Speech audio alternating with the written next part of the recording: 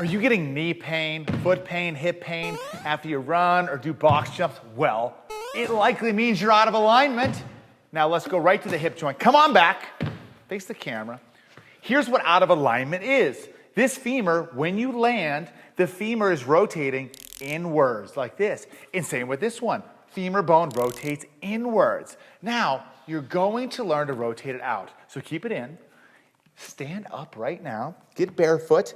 Get your feet, keep them flat on the ground. Now rotate the femur bone outward as much as possible. Rotate it. Same with this one. Rotate that outward, outward, outward, outward.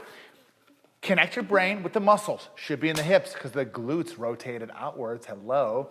Now that you're connected up here in the mind, turn around, jump, and land in that same position. Go. Land. And when you jump off of it, land right there too. Okay? Now you're jumping, running, lifting in better alignment, strengthening the right muscles, fixing your broken ass shit. Fix your shit with MoveU.